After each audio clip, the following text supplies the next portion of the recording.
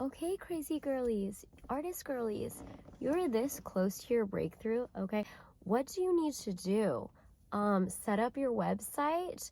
Okay, I love how I'm speaking to myself in third person. I'm just kidding. But no, set up your website. You could totally do that. Okay, you did the product descriptions, you wrote the SEO, right? You did the photos, you did the photo shoot, a cute photo shoot at your house.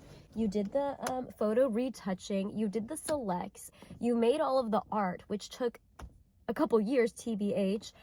Now all you got to do is make it live and set up the POS. Okay, the reason why I have not done my website is because I feel like I need kind of like to launch it softly or like a hard launch. No, I'm just kidding.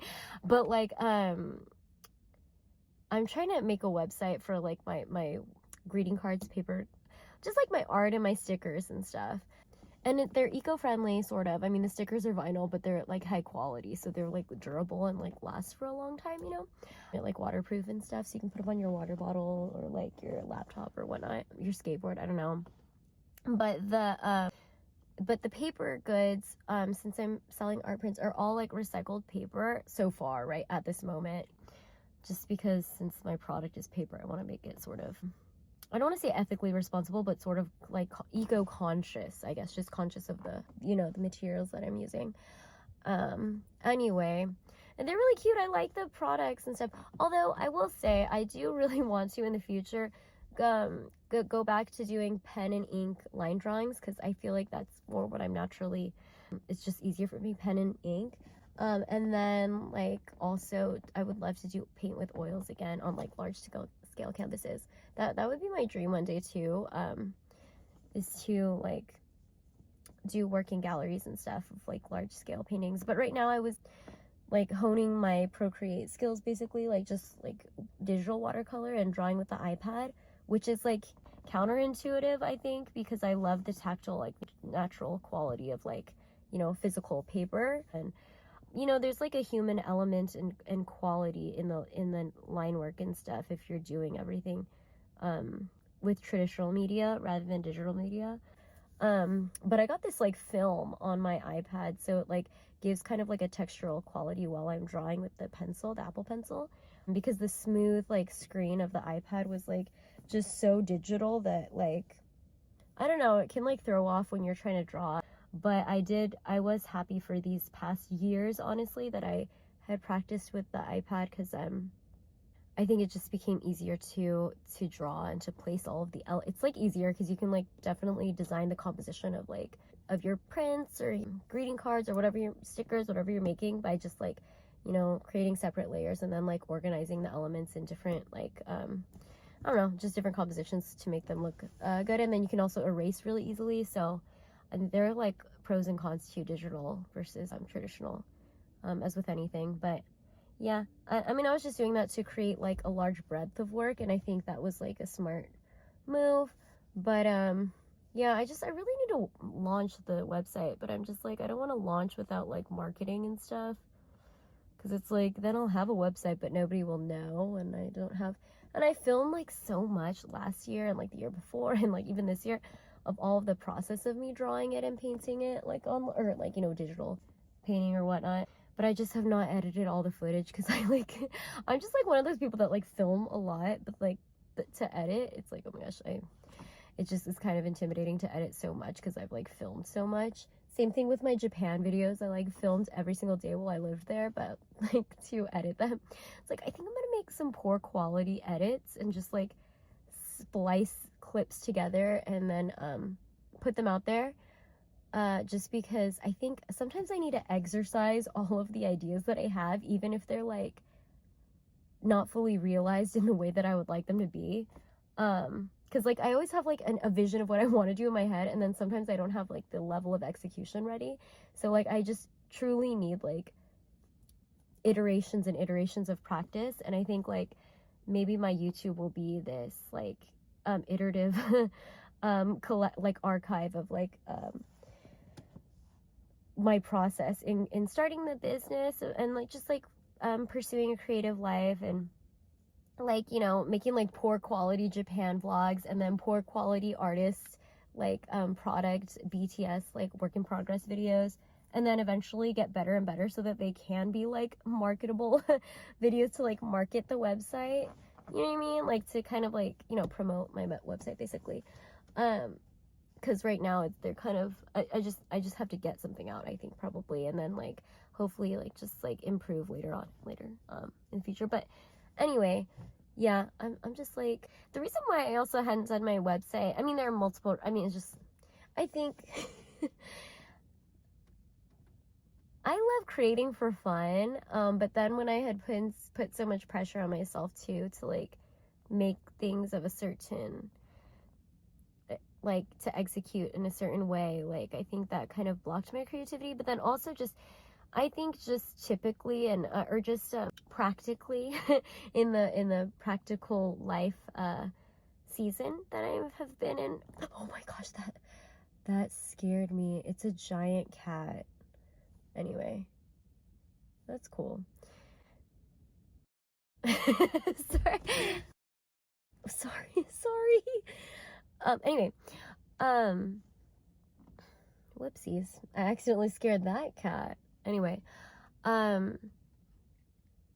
yeah, I think just like this past couple of years, my season of life has been caregiving for my grandma, and so I think and just, you know, even part-time working, dude. I quit my full-time job. I was working like it was like one full-time, but I was working from home, so it was like kind of part-time in a way, and then another part-time job for a few years, maybe like almost 5 years, and then I was so burnt out that I worked part-time, which is what I'm doing now.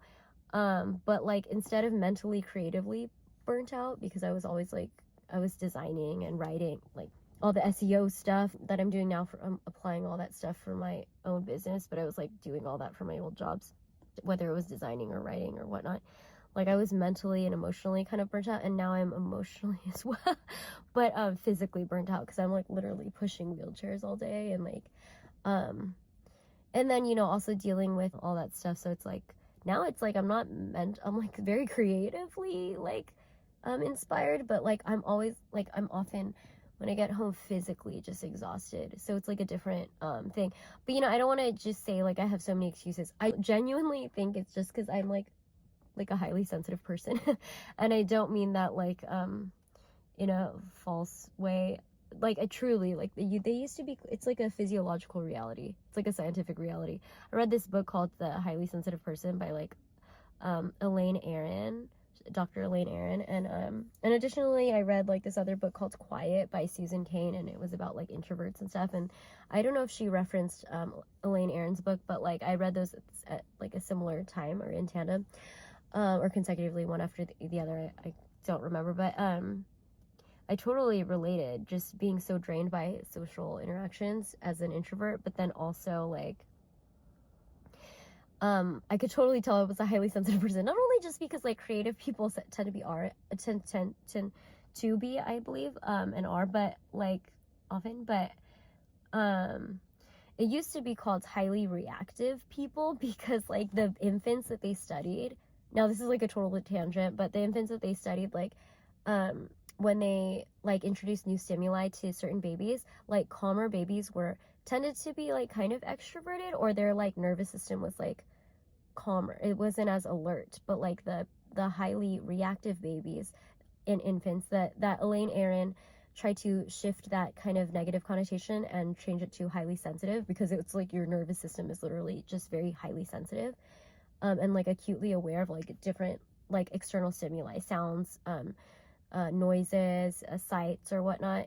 They would cry easily, and as a child too, like my parents were always like, you were crying all the time, and like you were like a very fussy child and baby and stuff like that. And I just know I was a very sensitive, I know I'm a very sensitive person. So I was like, once I read that book, I was like, oh, it's so insightful. I'm like, I wasn't trying to just be problematic, it's just literally just like high sensitivity, you know. And then that goes with like it can go with like your emotional experience too. But like now Susan Cain also, in her book Quiet, when she talked about introverts, she was also like noting this similarities of like how often how introverted people, they get so drained because they're just like taking in so much stimuli when they're out at functions and stuff, and social events, that like oh, I'm so sorry, I just lost my train of thought. Because I was gonna say, some people, like one-on-one, if it's like a deep conversation, actually it energizes me, but like, you know, just like groups of people are just very draining for me. And that's a very common experience. But Susan Cain was noting that like a lot of the highly sensitive children or whatnot, I believe, on introverted people, like there's like kind of a stereotype of like, oh, the like kid that gets picked on with like the runny nose, and they're always having allergies. And it's like sort of true, because the person that like that may be like not as extroverted and not as like kind of outgoing, which is what like American culture especially like just values, you know, can get teased or whatnot, but also like that's their nervous system is very sensitive, so they will have allergies and all this stuff. So like it's like the stereotypes are kind of true. And I was like, oh my gosh, that was me as a kid too, like my freaking allergies all the time. but anyway, yeah, I want to do a video of like my favorite books too, that are both Christian and then also like just general books that I've liked and I really appreciated. One book is called Digital Minimalism. I love that book. I think it's by Cal Newport. Yeah, he's like a professor. Digital minimalism, I think also it's because it's like a thing that I'm like super into, like minimal social media use and minimal like just like I barely text, and my friends all know that too. They're like, oh, Rachel doesn't text, which I'm so thankful that they're like understanding and they know that I'm like that. But I don't know, I loved his book too. It's a different theme, totally different than this like introverted highly sensitive theme that I was going on. But yeah, his book is really good, just on books that I like. And along the similar vein, the Ruthless Elimination of Hurry by John Mark Comer I really love. And similar to that is To Hell with the Hustle by Jefferson Bethke. And they wrote those two are friends, and they're like pastors and speakers and stuff, and they wrote those books at the same time, separately, individually, but like God had been like basically impressing upon their hearts, they believe, to kind of speak about like going against the culture of like rushing and hurrying everything in life, and like kind of slowing down.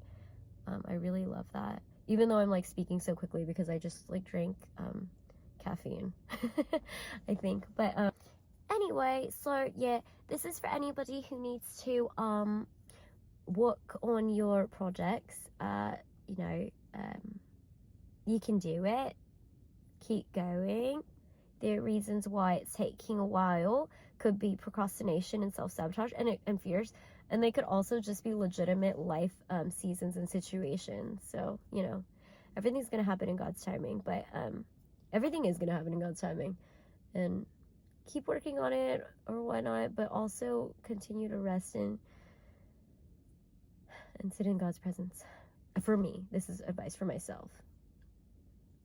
I was like, I think I need to do a silence fast where I just like silence all media, like for YouTube intake, because I already took off social media, but like my YouTube intake, and then also like silence and just like don't speak for a bit, because I was running my mouth like crazy, because I was stressed out about my grandma's well-being, and then I was like going off, and then I was like, you know what, let me just like chill. Anyway, alright, I'll see you later, people.